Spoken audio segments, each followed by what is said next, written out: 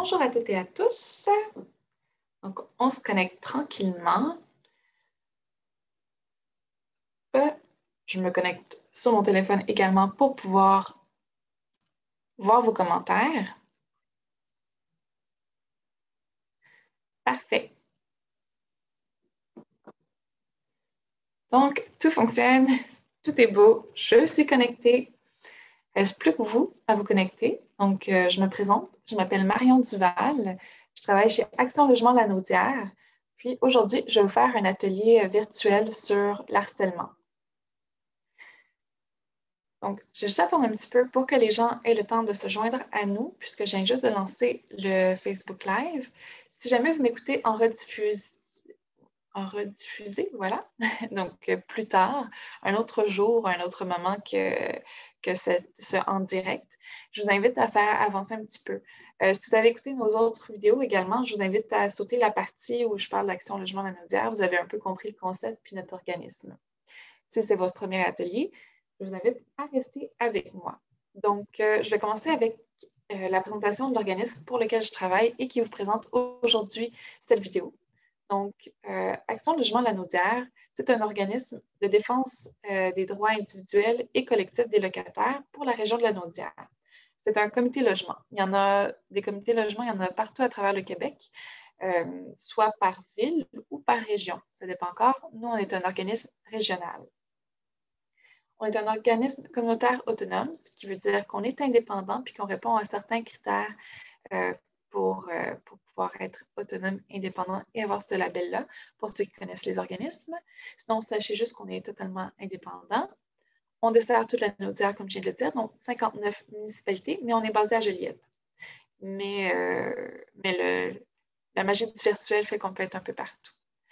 On a été créé en 2007, donc ça fait quand même presque 13 ans d'expérience puis d'expertise chez Action Lanaudière pour ce qui est du droit et la défense des droits des locataires. Puis enfin, on fait de la défense des droits et de l'éducation populaire autonome. Donc ça veut dire qu'on fait également un volet éducation, comme ce que je fais aujourd'hui, donc des présentations.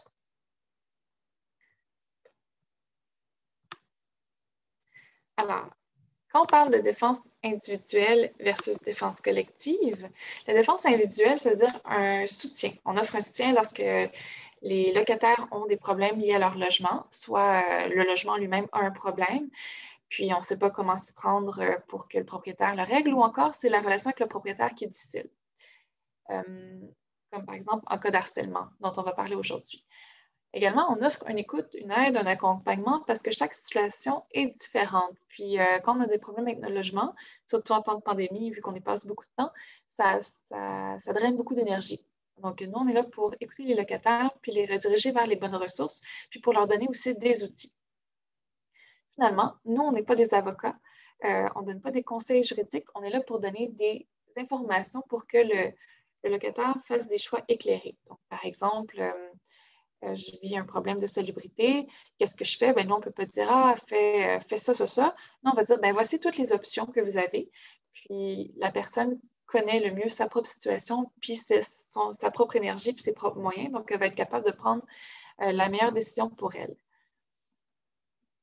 Le volet défense collectif, ça, c'est par exemple quand on parlait d'éducation populaire. Donc, nous, en fait, on donne des séances d'information, de formation sur le droit et les obligations des locataires pour que tous puissent mieux se défendre et mieux connaître ses droits, pour que dans un monde idéal, tout le monde soit des bons propriétaires et des bons locataires.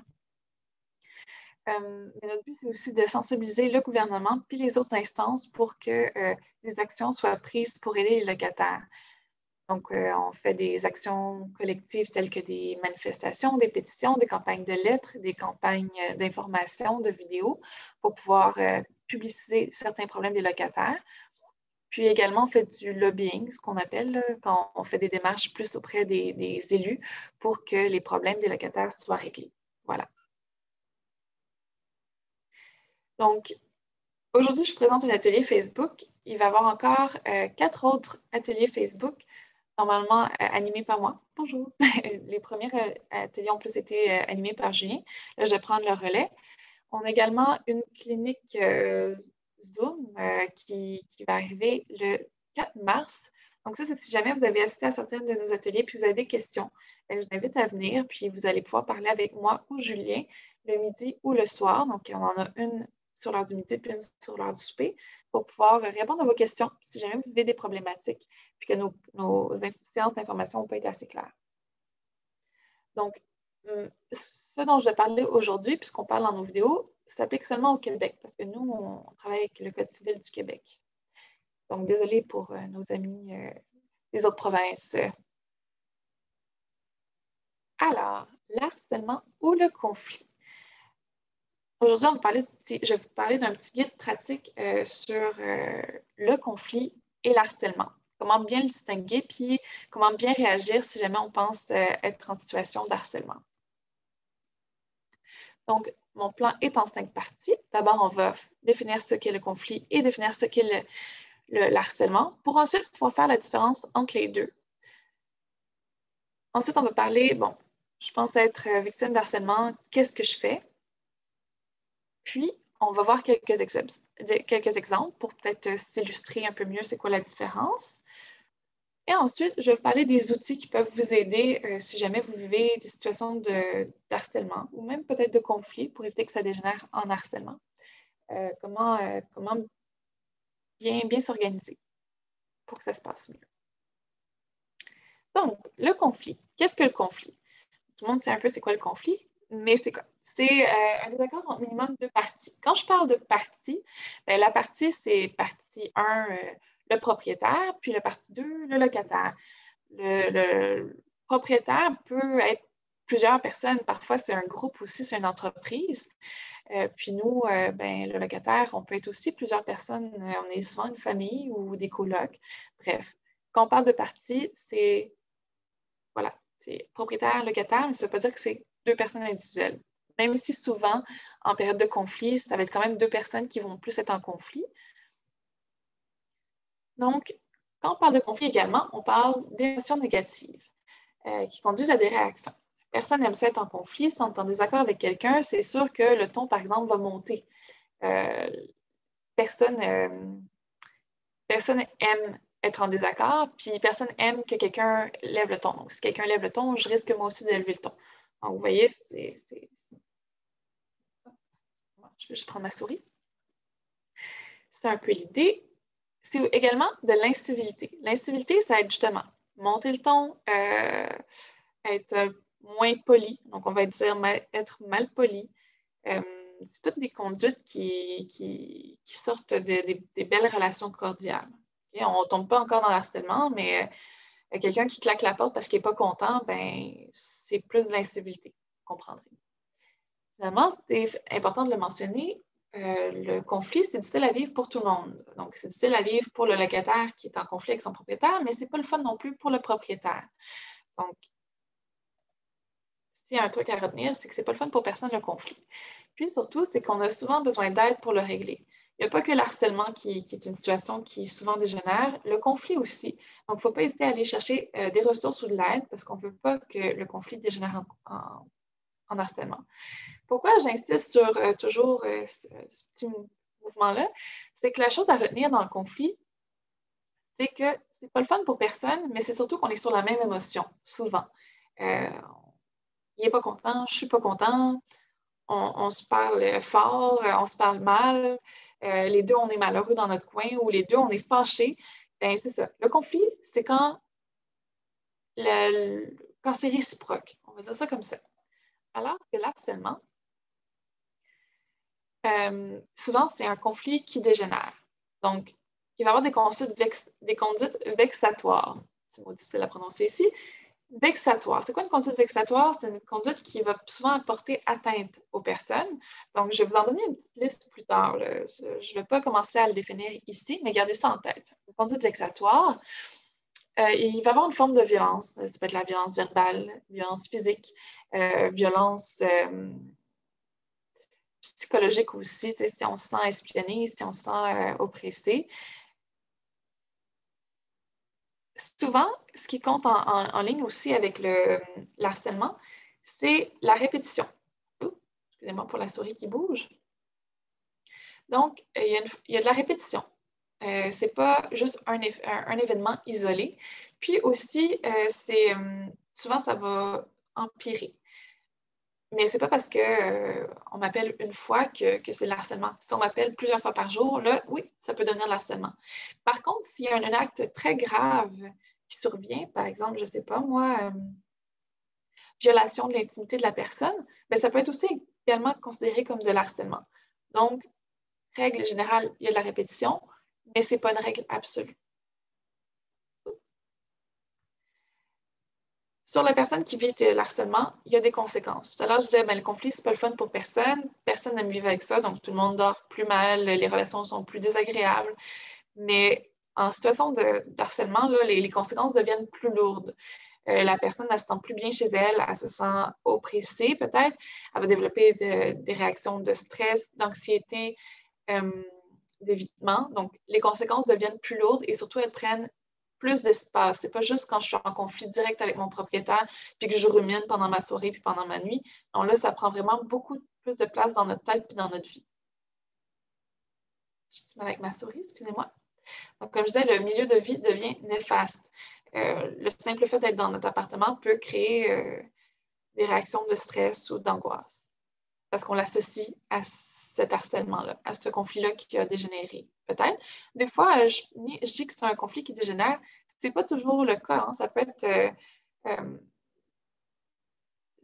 être quelqu'un qui vivait vraiment beaucoup de frustration puis que tout d'un coup dégénère, ou encore ça peut être tout simplement quelqu'un qui a une mauvaise communication, puis que là aussi ça dégénère. Donc, c'est pas forcément un conflit qui. Comprenez? Je ne veux juste pas qu'on associe ça à un conflit qui est allé un peu trop loin. Ça ne commence pas toujours en conflit. Donc, conflit ou harcèlement. Comment les différencier? Comme je disais tout à l'heure, un conflit, on est à mesure égale. Hein? Je lève le ton, tu lèves le ton. Mais là, si par exemple, moi je parle normalement, puis que l'autre me crie systématiquement après, qui raccroche la ligne qui me raccroche le téléphone au nez, qui claque la porte, s'il y a une violence qui est juste un bord, bien là, on se rapproche de l'harcèlement. Si on a dit à la personne, ben calme-toi, là, je ne suis pas à l'aise, est-ce qu'on pourrait parler normalement? Est-ce que vous pourriez arrêter de crier? Puis que la personne continue de crier. Là aussi, on se rapproche de l'harcèlement parce qu'on a clairement dit qu'on était mal à l'aise par rapport à la situation. Puis la personne continue. Si on dit, ben, est-ce que vous pourriez arrêter d'appeler à l'heure du souper? Je suis en train de faire les devoirs avec mes enfants, ça me dérange. Est-ce que vous pourriez me rappeler à une autre heure? Puis que systématiquement, la personne rappelle un moment qu'on a dit qui n'était pas le meilleur pour nous. Et là encore, on se rapproche. Si on n'a jamais exprimé, par contre, notre malaise à la personne, si on ne lui a jamais dit que, ben, à cette heure-ci, ça me dérange vraiment, puis que la personne continue, bien là, on ne peut pas s'attendre à ce que ce soit que la personne le sache qu'elle ait un comportement déplacé à notre égard. Donc, important. Si on pense vivre, si on n'aime pas la réaction de notre propriétaire, ou inversement, si c'est des propriétaires qui m'écoutent et qu'ils n'aiment pas la façon de communiquer ou les réactions de leur locataire, c'est important de l'exprimer. Si la personne ne sait pas qu'on a un comportement déplacé, ben, elle ne pourra pas changer son comportement.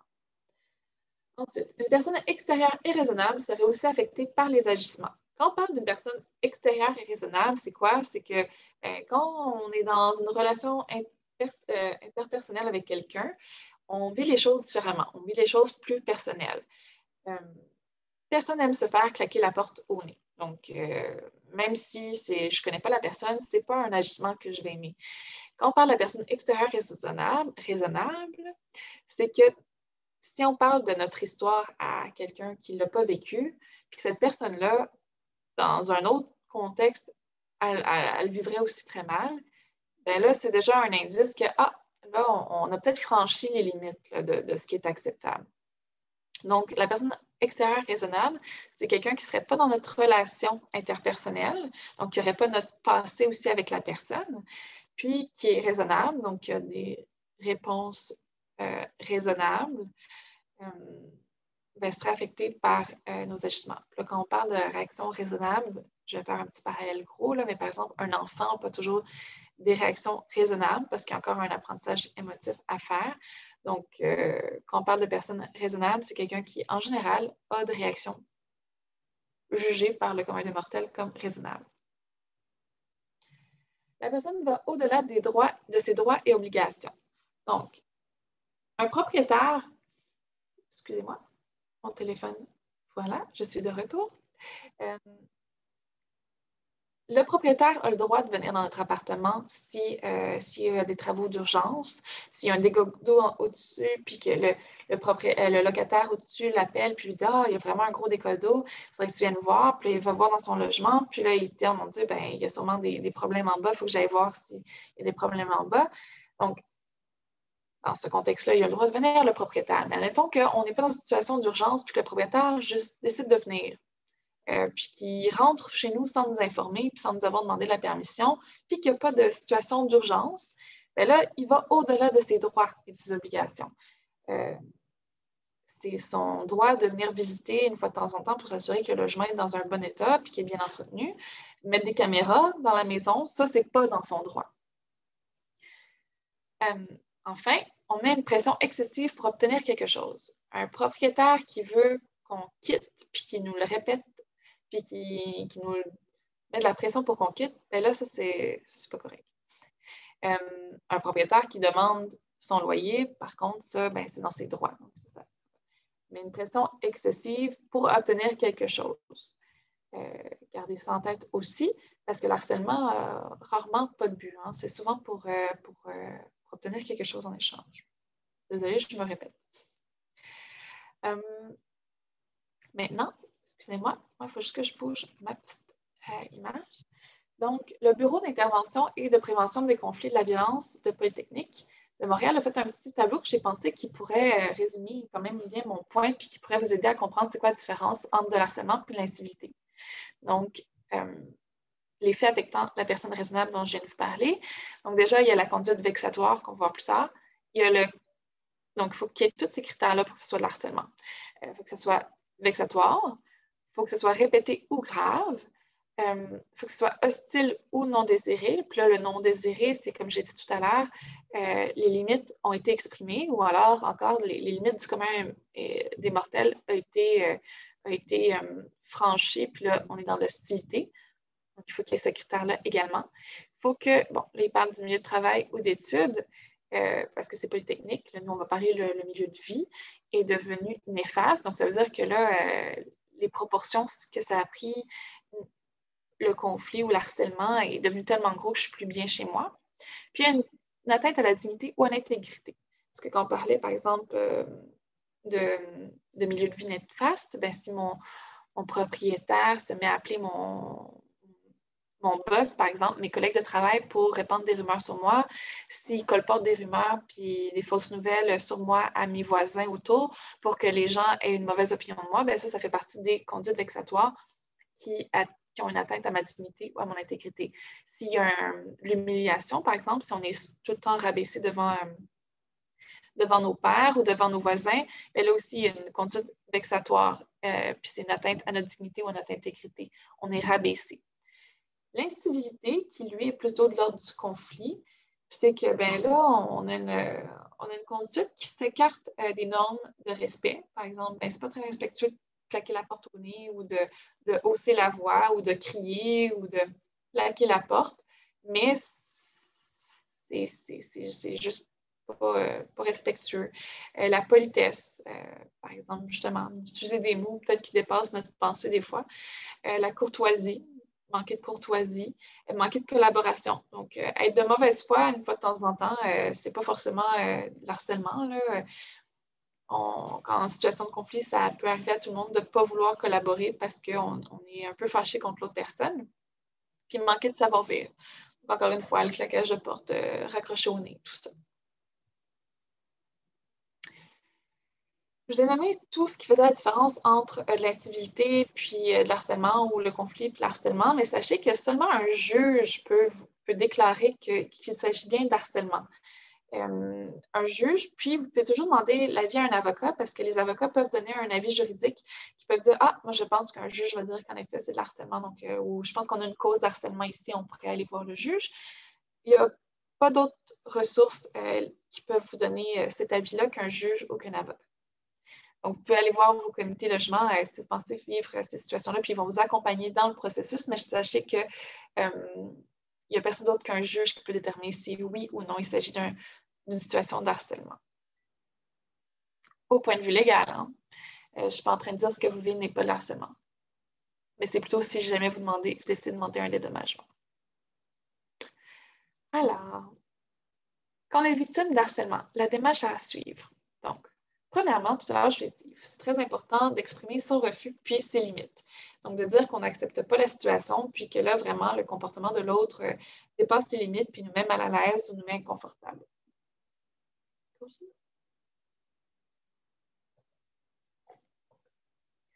la première étape. Parce que, comme je le disais plus tôt, si la personne ne le sait pas ou ne se rend pas compte qu'on est mal à l'aise, qu'on n'est pas bien, qu'on se sent oppressé, ben, il n'y a pas l'occasion de rectifier son comportement. Donc, il faut déjà lui donner la chance. Même si on pense qu'il y a de mauvaise foi. Des fois, les gens sont juste très sanguins, ils s'emportent. Ensuite, il faut prendre des notes. Alors, dès qu'on commence à avoir un conflit avec son propriétaire, il faut prendre des notes. Donc, de l'événement, la date, heure, lieu. Donc, par exemple, quand je parle d'événement, ça peut être mon propriétaire m'a appelé à telle date, à telle heure pour parler par exemple, des travaux qu'il doit venir faire chez moi. Puis là, hop, l'événement, c'est il m'a crié dessus puis il m'a traité de dinde. Bon, c'est pas très gentil, on n'est pas encore dans l'harcèlement, mais si à chaque fois qu'il m'appelle pour parler d'un problème ou pour dire qu'il va venir chercher le loyer, il m'insulte, bien là, comprenez, on se rapproche d'une situation d'harcèlement. Donc, c'est très important d'avoir cette chronologie-là puis d'avoir toutes ces preuves-là. C'est une façon de se protéger. Je ne dis pas voilà. Gardez juste en tête, excusez-moi. Gardez juste en tête de prendre des notes pour vous protéger dans le futur, pour si jamais la situation dégénère, bien là, au moins, vous aurez sur papier, avec les idées claires, des preuves de ce qui s'est passé. Ensuite, ça, c'est la recommandation que je n'aime pas faire, mais il faut éviter la personne harcelante à tout prix. Il faut juste garder les contacts. Si la personne harcelante est notre propriétaire, ben là, on le contacte uniquement pour des raisons de payer son loyer ou encore de problèmes urgents avec le bâtiment. Pourquoi? Parce que des fois, en donnant du temps, en s'éloignant un petit peu, les tensions se calment, puis les gens s'apaisent. Puis c'est aussi pour éviter de nourrir le conflit et puis d'éviter que les situations d'harcèlement se reproduisent pour pas qu'on puisse nous-mêmes être éventuellement un agent de conflit ou d'harcèlement.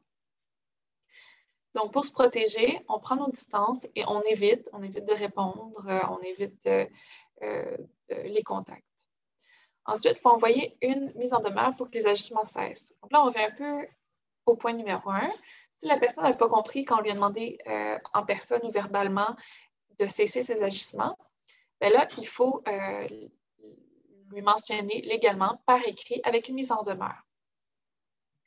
Pourquoi? Bien parce que là, vous avez une preuve légale que vous lui avez demandé que ses agissements cessent. Vous avez une preuve légale qui explique que vous étiez inconfortable, que vous n'étiez pas bien dans la situation, que vous avez demandé à ce que les agissements cessent. On a une petite vidéo d'ailleurs sur la mise en demeure. On en a une en dessin animé, puis on en a une en Facebook Live si jamais vous avez des questions sur comment faire une. C'est vraiment simple. Ça fait plus peur que ça paraît. Ensuite, comme je disais, évitez la confrontation ou les répliques. Donc, admettons que vous voyez le propriétaire, vous évitez les contacts, mais il faut quand même le voir pour lui remettre le chèque, puis que le propriétaire s'énerve, se met à vous insulter, bien, il faut éviter de répondre pour éviter que vous soyez accusé d'être pas dans une situation d'harcèlement, mais dans une situation de conflit. Ah oui, je l'ai traité de dinde, mais elle m'a traité de sans dessin. Ah, ça s'annule.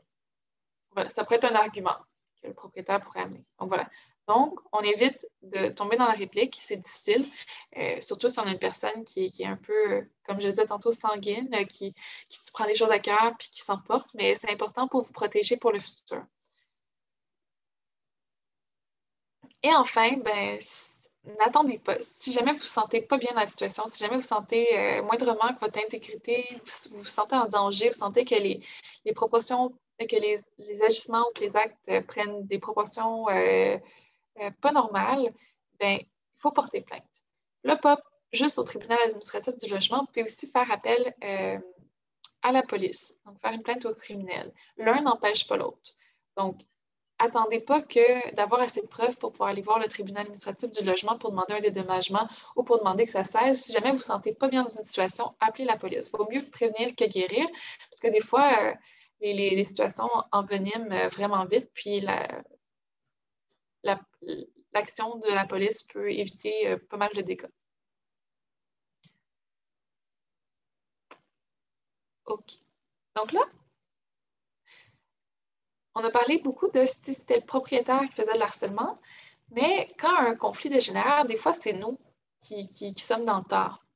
Puis c'est pas que la raison pour laquelle on prend les choses à cœur, c'est nous qui avons tort, mais dans notre réponse à la situation, on peut avoir tort.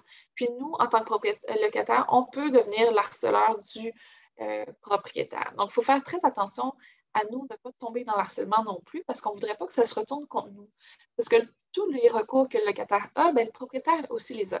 Donc, pour se protéger, pour éviter de recevoir une plainte pour harcèlement quand on vit une situation de conflit avec notre propriétaire, il vaut mieux s'assurer qu'on ne tombe pas dans l'harcèlement.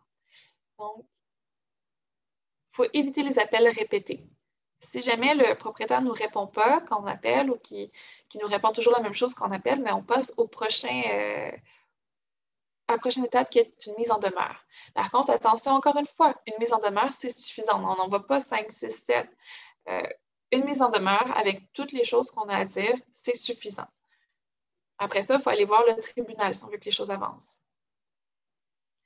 Aller chez le propriétaire plusieurs fois. Si nous, on se sent en danger ou si on se sent menacé ou si on se sent inconfortable parce que quelqu'un sonne à notre porte plusieurs fois, on peut comprendre que le propriétaire aussi va se sentir menacé, que quelqu'un se présente sur son lieu personnel ou il a sa vie de famille. Donc, on évite d'aller chez le propriétaire plusieurs fois, inutilement, pour la même raison.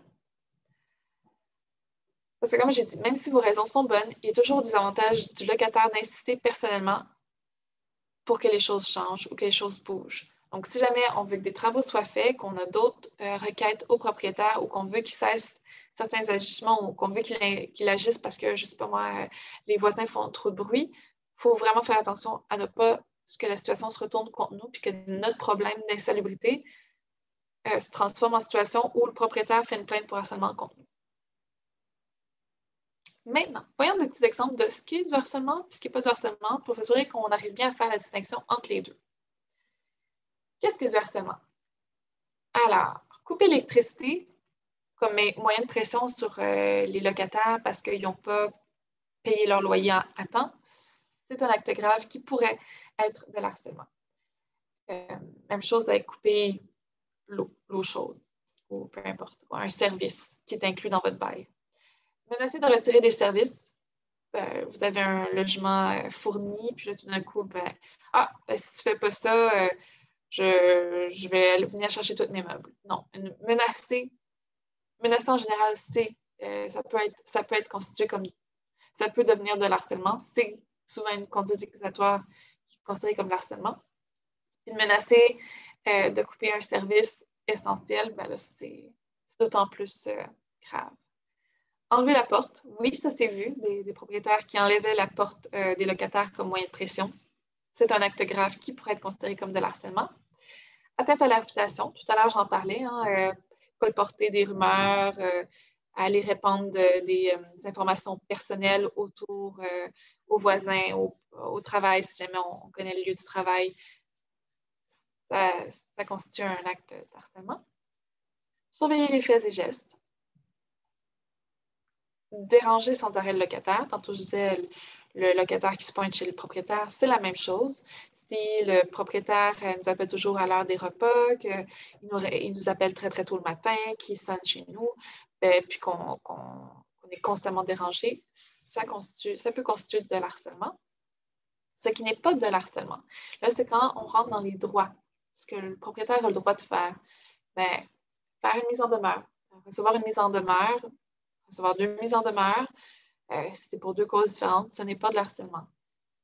En cas de conflit, offrir la résiliation du bail comme solution. Si jamais on s'engueule avec notre propriétaire qui dit si tu n'es pas content, tu peux toujours partir. Tu peux partir quand tu veux. Ben, même s'il dit sur un ton fâché, s'il nous offre de briser notre bail et de nous permettre de partir quand on veut sans pénalité, parce que normalement, quand on veut partir en dehors sans avoir un avis, puis en dehors des temps légaux, puis sans faire une cession ou une sous-location, ben, on aurait des pénalités à payer. Ben là, dans ce cas-là, s'il nous offre ça comme solution, ce n'est pas de l'harcèlement, c'est une offre à l'amiable, même si ça a été dit d'une façon un peu bête. Un recours au tribunal pour le loyer en retard, ben, c'est pas de l'harcèlement non plus. C'est dans ses droits de faire des recours quand on a un loyer en retard, même si c'est de 2 journées. Monter le ton. Si le ton monte entre vous deux, ben, c'est pas de l'harcèlement. Comme je disais tantôt, si ça escalade puis qu'on fait partie de l'escalade, ben, on n'est pas encore dans l'harcèlement.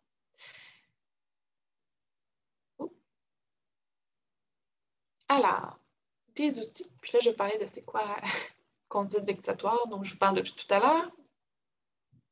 D'abord, comme je l'ai dit, on prend des notes.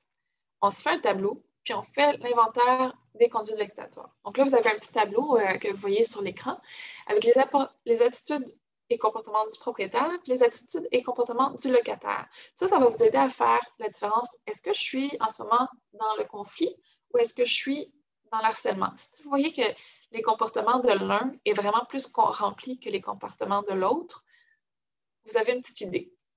Puis, comme je vous le disais tantôt, on prend des notes de chaque. Dès qu'on rentre à un début de tension, de conflit, on note chacune de nos interactions avec le propriétaire, puis on note ce qui s'est passé, ce qui s'est dit. Si jamais il y a eu des incivilités, si jamais vous êtes juste en désaccord, puis que le ton reste très calme, puis que les échanges sont courtois, il n'y a pas besoin, il n'est pas nécessaire. Mais ça peut être nécessaire si jamais vous avez d'autres problématiques de logement. Alors, dans les conduites vexatoires, il y a l'intimidation et menace. Il y a la déstabilisation, par exemple, faire peur à quelqu'un, le surprendre d'une façon ou d'une autre, avec une nouvelle ou une autre. Isoler la personne, donc ça peut être en colportant des rumeurs, puis faire en sorte que les gens autour de l'individu disparaissent. Donc, je ne sais pas moi, si on a une bonne relation avec nos voisins, puis qu'on avait une relation amicale, puis là, tout d'un coup, plus personne ne nous parle parce que le propriétaire colporte des rumeurs, c'est une forme d'isolation. On pourrait penser également à un propriétaire qui essaie de restreindre la visite. Donc, on n'a pas le droit d'interdire à un locataire d'avoir de la visite, mais admettons qu'on aurait un propriétaire qui essaierait par certaines stratégies de le faire. Ce serait une stratégie d'isolation. Empêcher la personne de s'exprimer, donc lui couper systématiquement la parole, ne pas lui répondre, de raccrocher au nez quand ça ne fait pas notre affaire. C'est une conduite vexatoire. Déconsidérer la personne, donc nuire à sa réputation, mais ça peut être aussi la rabaisser systématiquement quand on lui parle. Si on est un couple, puis que c'est moi qui est en conflit avec mon propriétaire, puis que mon propriétaire refuse toujours de m'adresser la parole, puis qu'il adresse juste la parole à mon conjoint, ou alors qu'il est super sympathique avec mon conjoint, mais qu'avec moi, il est super bête, ou qu'il m'ignore, que si on est là les deux, ben, il ne va pas me regarder, puis il va juste parler à mon conjoint, puis que si moi je parle, il ne daigne même pas me répondre. Ben là, on est dans une situation, dans une conduite vexatoire qui est déconsidérer la personne. L'abus de pouvoir, ça, c'est quand on va au-delà de nos droits en tant que propriétaire. Donc, quand je disais tout à l'heure de rentrer chez le locataire sans s'avertir, sans s'annoncer, puis pas pour une raison urgente, enlever la porte, c'est de l'abus de pouvoir. Couper des services, ça sera un abus de pouvoir. Avoir des réglementations excessives ou abusives, comme je viens de vous dire, on n'a pas le droit d'interdire d'avoir de la visite à un locataire. Donc, admettons qu'il y aurait une tentative de réglementation abusive ou excessive. Une intrusion dans la vie privée. Donc, espionner, installer des caméras de surveillance là où on n'a pas le droit. Tout ça, ça, c'est des conduites vexatoires. Contrôle abusif de l'information. Donc, donner de l'information à certains locataires et pas à d'autres. Donner des informations à la dernière minute dans le but de nuire aux locataires. Puis, avoir un comportement arbitraire, donc très changeant, par exemple. C'est sûr que si le propriétaire a toujours été quelqu'un de peu souriant, ben, on ne peut pas lui reprocher. Ça ne peut pas être une conduite vexatoire. Si par contre, des fois, il est super souriant, des fois, il est super bête, il est souriant avec tout le monde, sauf avec moi, Là, je prends un exemple vraiment bénin, là, mais vous voyez l'exemple. Ça peut constituer une attitude vexatoire, un comportement vexatoire. Seule, une conduite vexatoire n'est pas de l'harcèlement, surtout si ce n'est pas répété. Par contre, là, quand on commence à en accumuler plusieurs, ou si il y en a une qui se répète très souvent, là, on commence à avoir une idée de si on est dans l'harcèlement ou pas. Donc, ce serait la fin de ma vidéo pour vous. Je vais mettre en commentaire les liens pour les comités logement, pour les gens qui pourraient tomber sur ma vidéo, puis qui ne sont pas dans la Naudière. Je vais vous mettre la liste des comités logement, le lien du RECLAC. Puis, je vous invite à appeler chez Action Logement La Naudière au numéro qui affiche ici sur la page, puis de faire le poste 3 pour parler à Marion si jamais vous avez des questions sur cette présentation-là ou si jamais vous avez besoin d'éclaircissement. Donc voilà, je vous remercie beaucoup d'avoir participé à cette édition des Facebook Live de Action Logement La Naudière. Puis je vous dis à la semaine prochaine!